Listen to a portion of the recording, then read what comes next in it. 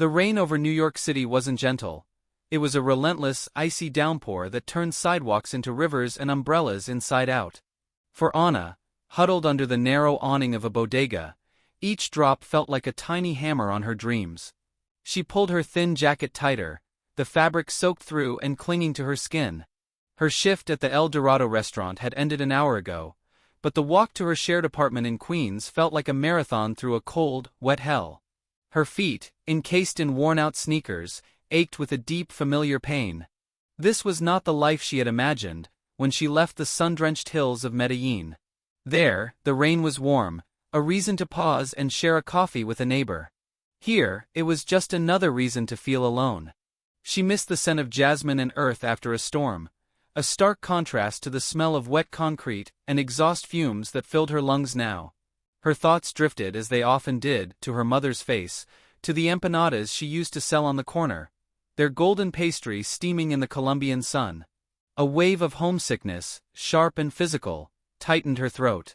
She was 28 years old, a university graduate in business administration, yet here she was, cleaning tables and scrubbing pots, her degrees meaningless without the proper papers. Her English, once textbook perfect, felt clumsy and inadequate in the frantic pace of the city. She was a ghost, invisible, her existence reduced to the few dollars in her tip jar. As she mustered the courage to brave the rain again, she saw a flicker of movement down the street. A small figure, no taller than her waist, was standing alone on the corner crying. Not a fussy cry, but a silent, terrified weeping that was almost swallowed by the roar of the storm. Anna's maternal instinct, a force deeper than fatigue, deeper than her own misery, kicked in. She forgot about her cold feet, her damp clothes, her long journey home. Her entire world narrowed to that one small, shivering child. Pushing away from the relative safety of the awning, Anna stepped back into the deluge, her heart pounding not with fear for herself, but for the little one lost in the concrete jungle. The child was a boy, no more than 5 or 6, dressed in a blue raincoat that had proven useless against the storm's fury. His blonde hair was plastered to his forehead, and his sobs were ragged hiccups of pure panic. "Niño, ¿estás bien?" Anna asked softly, her voice gentle despite the howling wind. The boy just stared up at her with wide blue, terrified eyes. He didn't understand Spanish.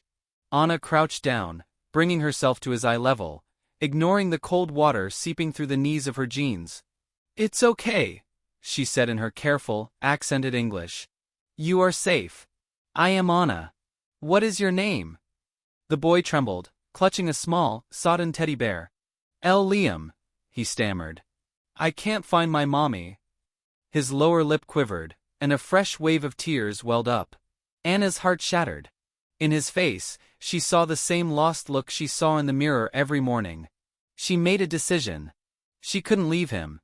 "Come, Liam," she said, holding out her hand. "We will find a warm place. We will call your mommy." She led him back to the bodega's awning, her own body acting as a shield against the wind. Inside the small, brightly lit store, the air was thick with the smell of fried plantains and coffee. Carlos, the elderly owner, raised a bushy eyebrow, but said nothing as Anna settled Liam on a crate near the heater. She bought a small carton of warm milk with the last few dollars in her pocket, the coins feeling heavy and final. "Drink, mi cielito," she whispered, using the term of endearment her own mother used for her. She fumbled with her cheap, waterlogged phone. No service. The storm had taken out the signal. Panic, cold and sharp, pricked at her. What could she do? She couldn't call the police. Her own status was precarious. The thought of any official interaction filled her with a primal fear. But looking at Liam's trusting eyes as he sipped the warm milk, she knew there was no other choice.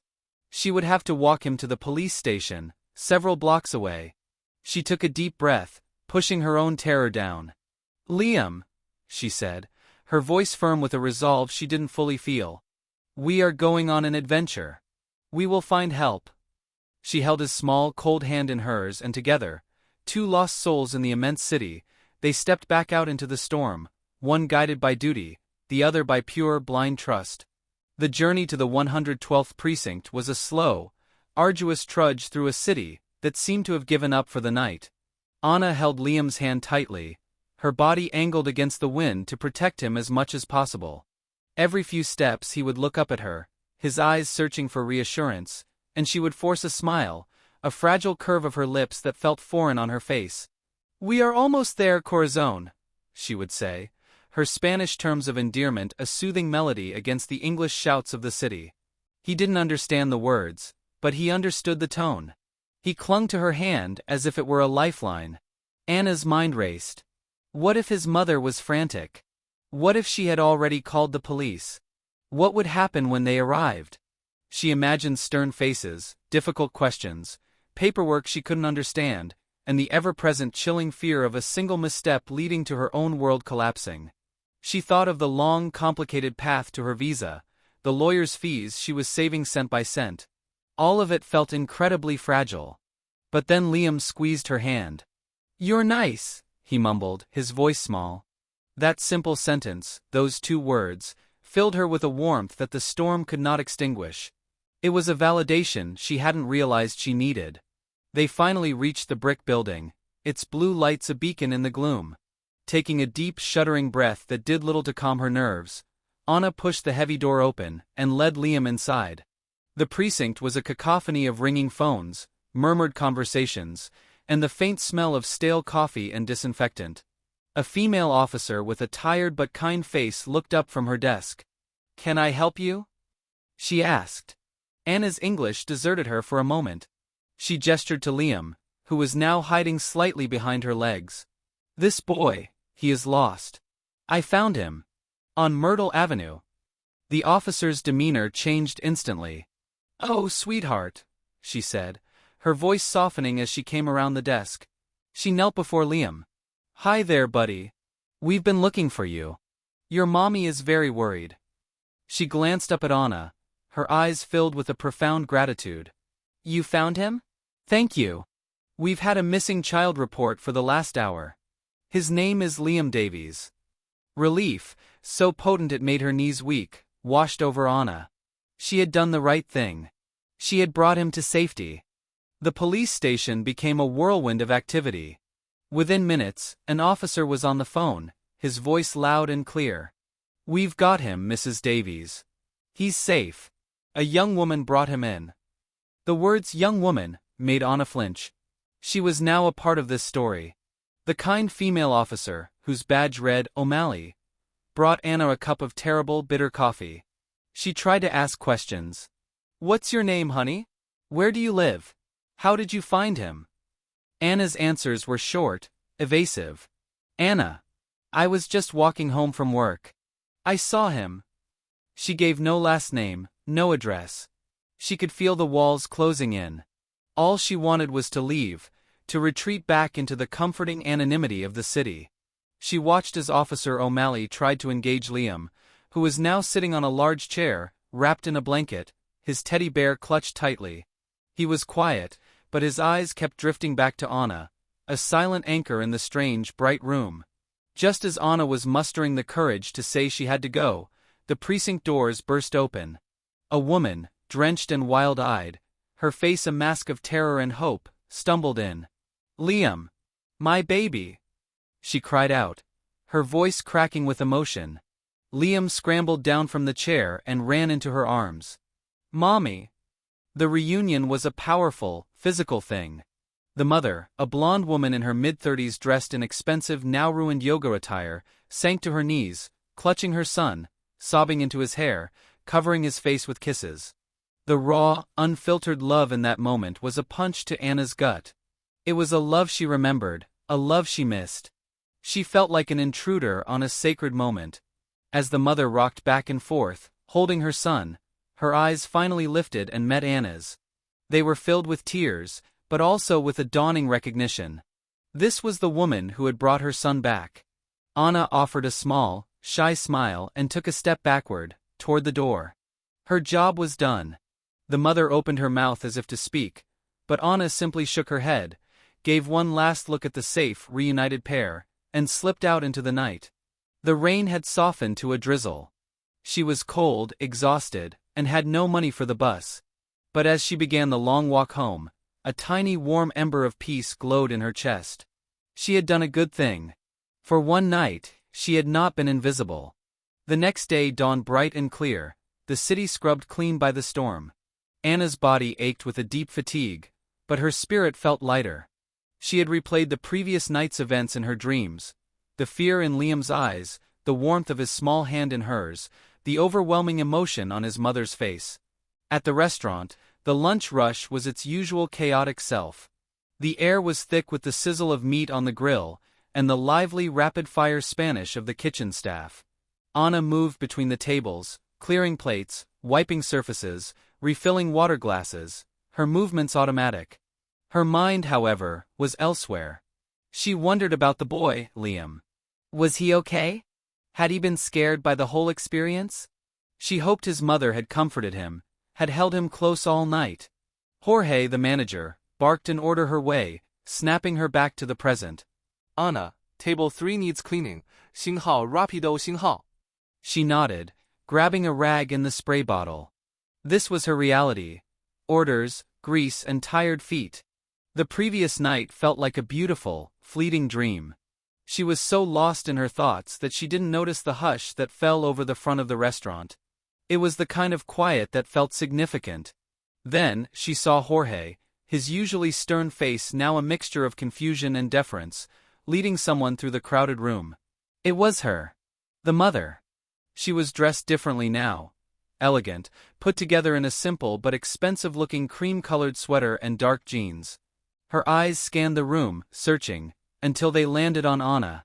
Their gazes locked. Anna froze, the dirty rag hanging limply from her hand. A cold dread trickled down her spine. Why was she here? Had she told the police something? Was she here to complain? To accuse her of something? Her mind spiraled into a vortex of fear. Maybe she had changed her mind and decided Anna was suspicious. Maybe this was the end. Jorge stopped at her side. Anna, he said, his voice uncharacteristically hesitant. This woman is asking for you. The entire restaurant seemed to be holding its breath. The mother took a step forward, her expression unreadable. Anna braced for the worst, her heart hammering against her ribs like a trapped bird. Anna, the woman said, her voice softer than it had been in the panic of the precinct. It was a voice used to being heard. Anna could only nod, her throat too tight to form words. She clutched the cleaning rag like a shield. The woman, Mrs. Davies, looked at Jorge, then at the other curious patrons, and finally back at Anna. She seemed to understand the unspoken tension, the fear in Anna's eyes. My name is Evelyn Davies, she began, her tone measured and calm, deliberately cutting through the noise of the restaurant. You brought my son Liam to the police station last night. It wasn't an accusation. It was a statement of fact, laden with an emotion Anna couldn't quite place.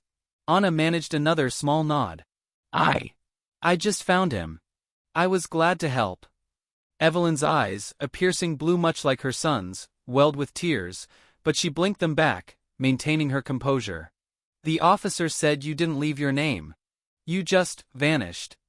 She paused, her gaze sweeping over Anna's worn work apron, the tired lines on her face, the humble surroundings of the busy restaurant. I spent all morning trying to find you. I called every business near where he was lost. The bodega owner, Carlos, he said a kind Colombian woman who works at the El Dorado often stops there. He described you. Anna's heart continued its frantic rhythm. Carlos had described her. This woman had hunted her down. Why? To thank her? It felt like more than that. The intensity in Evelyn's eyes was not just gratitude. It was a deep, probing curiosity. You saved my son's life, Evelyn said, her voice dropping to a near whisper, though in the quiet room, everyone could hear. The storm. He has asthma. If he had been out there much longer. She couldn't finish the sentence. The unspoken horror hung in the air between them. Anna finally found her voice. He is a beautiful boy. I am just happy he is safe with his mother. It was a polite, formal response, a wall she put up to protect herself. But Evelyn Davies was not looking at a heroine. She was looking at a puzzle. She was looking at a woman who had performed an incredible act of kindness, and then tried to disappear without a trace. And in that moment, Anna felt a terrifying certainty. This woman saw right through her. She saw the fear, the struggle, the invisible walls she had built around her life. Evelyn Davies took another step forward, closing the distance between them. The scent of her perfume, something light and floral like jasmine, cut through the smell of fried food. It was the smell of a different world. "I can't just say thank you and leave," Evelyn said, her voice firm yet gentle. "What you did, it was more than kindness. It was bravery. You didn't have to stop. You didn't have to bring him all that way in the storm." She glanced at Jorge, then back at Ana. "I would like to speak with you. Properly. When does your shift end?" Ana felt all the eyes in the restaurant on her. The other waitresses, the busboys, the cooks, even the customers were watching this scene unfold like a live theater performance. She wanted to refuse, to say she was busy, to retreat into the safety of her routine. But the raw sincerity in Evelyn's face, the memory of Liam's small hand, made it impossible. "In 1 hour," Ana whispered. "At 3 o'clock. "Good," Evelyn said with a decisive nod. "I'll wait for you at the cafe across the street. The Green Fig. Please, will you come?" It wasn't a demand, but a heartfelt request. Ana looked into the woman's eyes and saw no malice, no threat, only a profound and persistent need to understand. She nodded slowly. "I will come." A brilliant, relieved smile broke across Evelyn's face, transforming her features. "Thank you," she said, and the words seemed to carry a weight far beyond the moment. She turned and walked out of the restaurant, the spell broken. The noise level immediately rose back to its usual crescendo, but now it was accompanied by whispers and sidelong glances at Ana. Jorge looked at her, his expression a mixture of awe and suspicion. "What was that all about, Ana?" he asked. She just shook her head, unable to explain. For the next hour, as she wiped tables and served food, her mind was a whirlwind. What did this wealthy American woman want from her? A formal thank you? A reward? The thought of taking money for helping a child made her feel sick. Or was it something else? The fear and hope warred within her as the clock ticked slowly toward 3. The Green Fig was a world away from the El Dorado. It was quiet, filled with the soft hum of conversation and the gentle hiss of an espresso machine. The air smelled of roasted coffee beans and cinnamon. Ana stood at the entrance for a moment, feeling out of place in her simple dress and worn shoes. Evelyn was sitting at a corner table, 2 steaming mugs already in front of her. She waved Ana over. "I took a chance and ordered you a latte," Evelyn said as Ana sat down nervously. "I hope that's all right." "It is fine, thank you," Ana said, her voice barely above a whisper. She wrapped her hands around the warm mug, its heat a comfort. There was a long, awkward silence. Evelyn studied her, not with judgment, but with a deep, empathetic intensity. "You were afraid last night," Evelyn stated softly. It wasn't a question. Anna's eyes shot up, meeting Evelyn's gaze. She wanted to deny it, to pretend she was strong, but the words wouldn't come. She simply gave a slight, almost imperceptible nod. "You were afraid at the police station," Evelyn continued, her voice gentle. "And you were afraid when I walked into the restaurant today." She paused, letting the observation hang in the air. "You didn't leave your name. You tried to disappear. It makes a person wonder why someone who did something so good would want to remain invisible." Ana felt a tear escape and trail down her cheek. She quickly wiped it away. She had built so many walls to protect herself, and this woman was dismantling them with a few quiet sentences. "My life, it is complicated," Ana managed to say, the understatement feeling vast and heavy. Evelyn reached across the table and placed her hand over Anna's. Her hand was soft, manicured, but her grip was firm. "Tell me," she said. And so, sitting in that quiet cafe, Ana began to talk. She spoke of Medellin, of her family, of her degrees that were just pieces of paper here. She spoke of the constant fear, the struggle to survive, the soul-crushing work, the loneliness that was a constant companion. She didn't say the word undocumented. But she didn't have to. Evelyn listened, her eyes never leaving Anna's face, absorbing every word, every unspoken fear. When Ana finished, she felt emotionally naked, but also, strangely, lighter. Evelyn squeezed her hand. "Anna," she said, her voice thick with emotion, "the world is a cruel and difficult place. I know that. But sometimes, it places angels in our path exactly when we need them. You were Liam's angel. And I think perhaps, we were meant to be yours." Evelyn Davies was not just a grateful mother. She was a partner in a prominent corporate law firm, one with a specialized immigration practice. As she explained this to Anna, the world seemed to tilt on its axis. "I spend my days fighting for people in situations not entirely unlike your own," Evelyn said. "I represent corporations, yes, but many of our cases involve securing visas for essential, skilled workers. I see the best and the worst of the system every single day." Anna could only listen, her mind reeling. This wasn't a chance encounter. It felt like fate, a miracle woven from the threads of a terrible storm and a lost little boy. "What you did for Liam showed me your character more clearly than any resume ever could," Evelyn continued, her eyes blazing with conviction. "You are brave, selfless, and resourceful. You have a business degree. You are exactly the kind of person this country should be fighting to keep." She laid out a plan, simple in its audacity. Her firm would sponsor Anna. They would file for an H-1B visa, arguing that her skills were needed. They would navigate the labyrinthine legal process. They would fight for her. "It won't be easy and it won't be fast," Evelyn cautioned. "But I will be with you every step of the way. This is not a reward, Anna. This is an investment in a person of profound integrity." Anna was crying in earnest now, silent tears of disbelief and overwhelming relief. It was as if a crushing weight, one she had carried for so long she had forgotten what it felt like to stand up straight, had been lifted from her shoulders. The fear wasn't gone, but it was now joined by a feeling so foreign it took her a moment to recognize it. Hope. A real, tangible, burning hope for a future. She wasn't just being offered legal status, she was being offered her life back. She was being seen, not as a ghost or a cleaner, but as Anna, the woman from Medellin who was brave enough to help a lost child in the rain. 1 year later, Anna stood in front of a floor-to-ceiling window in a high-rise office, looking out at the glittering skyline of Manhattan. The view was breathtaking, a tapestry of lights and ambition. She was dressed in a tailored blazer and trousers, her hair styled neatly. On her desk was a small plaque that read, "Ana Rodriguez, Business Analyst." The H-1B visa was secure in her wallet, a laminated card that felt like a golden ticket. The journey had been grueling, mountains of paperwork, anxious interviews, countless hours spent with Evelyn and her team preparing. But they had succeeded. The firm had not only sponsored her, but had created a position for her, recognizing the sharp, analytical mind she possessed. She was no longer invisible. She was seen. Her phone buzzed. It was a text from Evelyn. Asterisk, "Dinner at our place tonight?